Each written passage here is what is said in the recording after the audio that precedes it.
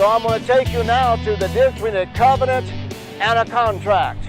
When you deal with the word contract, you're dealing with a legal term, something that is written, something that is vocalized, something that may be verbal, but it has been witnessed by others, and you either sign it or you validate it by witnesses.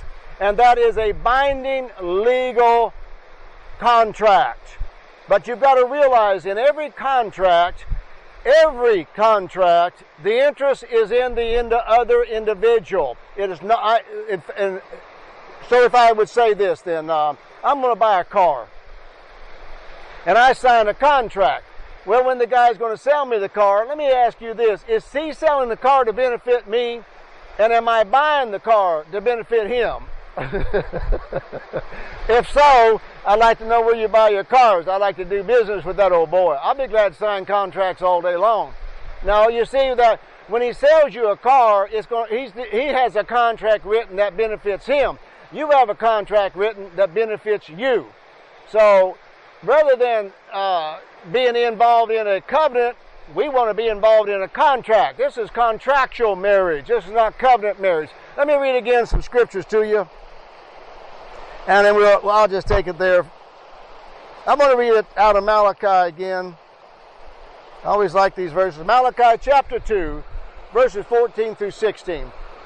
Yet you say, wherefore, because the Lord hath been witness between thee and the wife of thy youth, against whom thou hast dealt treacherously. Yet is she thy companion and the wife of thy covenant. And did not he make one? Why did he make one, he says? Yet had he the residue of the Spirit. And wherefore one, that he might seek a godly seed. Therefore take heed to your spirit, and let none deal treacherously against the wife of his youth. For the Lord, the God of Israel, saith, he hate putting away. For one covereth violence with his garment, saith the Lord of hosts. Therefore take heed to your spirit, that you deal not treacherously. God is not offering to you a vow. He's not offering to you a promise. He's offering to you that you are willing to circumcise your flesh in this relationship. You're willing to get out of your carnality. You're willing to get out of your backbiting, gossiping, murmuring, complaining, depression, oppression, suppression. You're willing to get out of anxiety, fear. You're ready to throw away all doubt and unbelief and murmuring. You're ready to throw all that away. You're ready to make a covenant, a cut, and a clean cut, and separate yourself from all of that behavior and live righteously unto God. What does it mean then? He's saying in this, you're willing to cut off the old man, and live by the new man. Put away the old man, the flesh, and the deeds of the flesh. Circumcise all of that, and I will receive you. If you will separate yourself from the world and from the carnal and from the pornography, and I'd have to say from the internet as a whole, if you'll separate from all that, cut yourself off. You remember when you were growing up, in fact, my daddy did, me and my brother, we'd be doing things, and once in a while we'd hear old Pappy say, hey, boys, cut that out, knock that off. That's a covenant statement. He's saying to them, cut it off, break it off, stop doing that. Don't be doing that anymore. Hey, cut that out. And that's what you do. He says, take a knife and that behavior, cut it out of your life. Don't do that anymore. So that's what we're talking about, is the difference between a contract and a covenant. So our scriptures now, taking us back to this, he shows you a covenant is a select cut, and then a contract is a legal document. Now, I got to tell you something funny.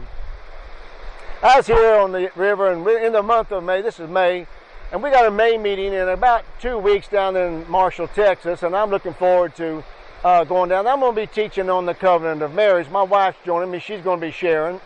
She's going to be sharing and telling everybody how great of a husband she has, that he's never once got over into the flesh in the marriage.